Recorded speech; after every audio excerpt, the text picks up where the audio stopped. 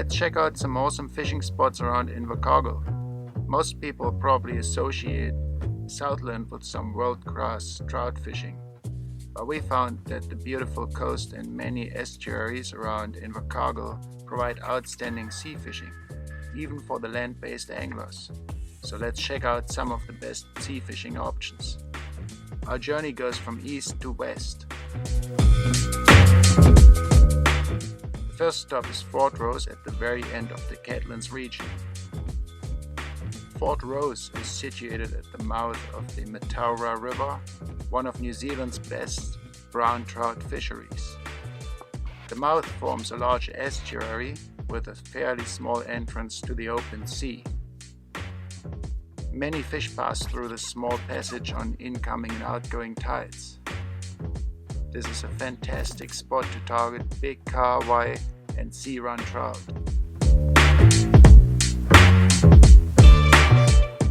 It's one of the most accessible river mouths and requires only a short walk from the car. The estuary itself provides for great boat fishing. Trolling lures is particularly effective here. Fort Rose sports a very good boat ramp. You can even camp here for a few nights. Of course, there's also some very good flounder fishing to be had. Flounder can grow to impressive sizes here. Gigging with an underwater light at night is very effective. Drag netting is also an option, but due to copious amounts of seaweed, spearing at night would be my preferred option. If you love surf casting, you gotta check out Fraser Beach. It's only a few kilometers south from Fort Rose, with access at the end of Fraser Beach Road. This is a steep, shelving sandy beach with a rocky point at the northern end.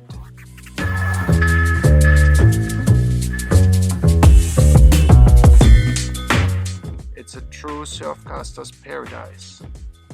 The best baits to use are paddle crabs, shrimps and mussels.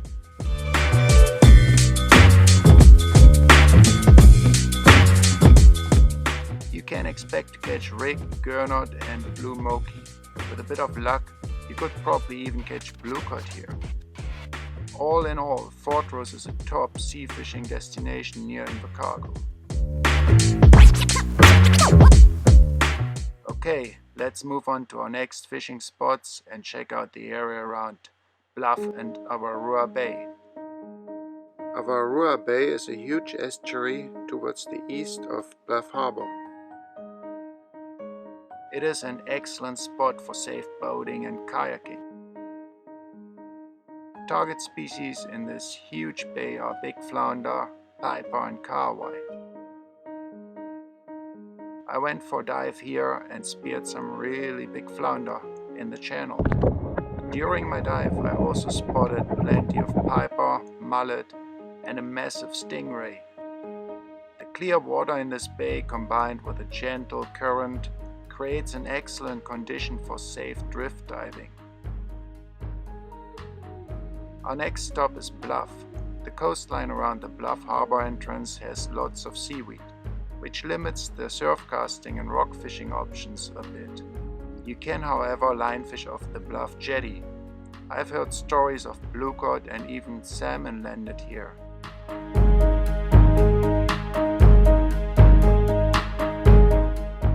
It's one of the best wharf fishing spots you can find around Invercargill.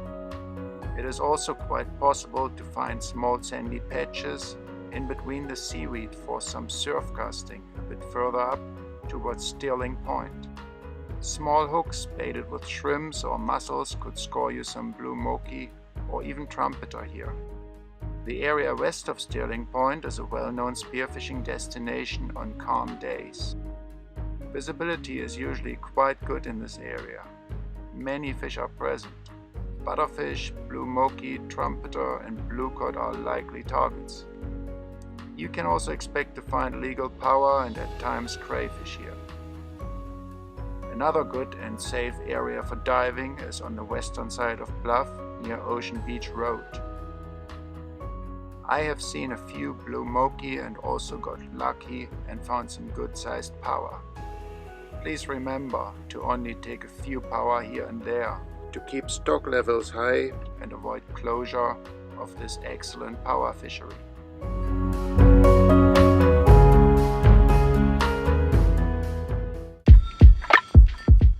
After Bluff we went to Avarua Beach. This is a long, shallow, sandy beach. It is another good surf casting option close to Invercargill. You can still drive onto the beach, which makes it easy to set up your surf casting gear. You can expect to catch rig, Gurnard and even elephantfish here. Best baits are crabs and prawns.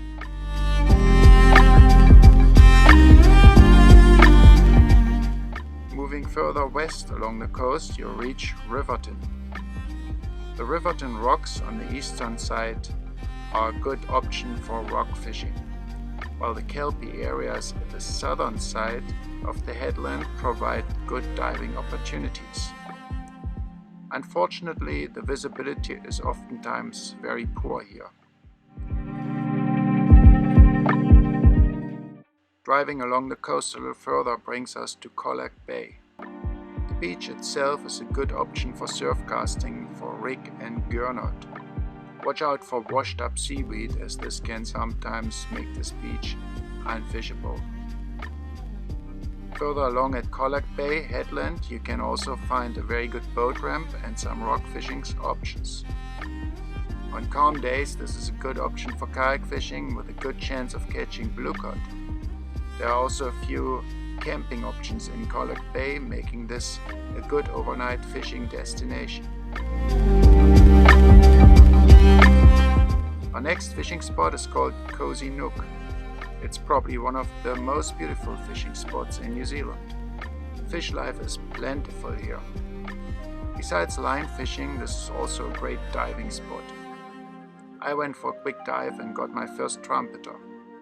I also spotted lots of big blue Moki around the rocks.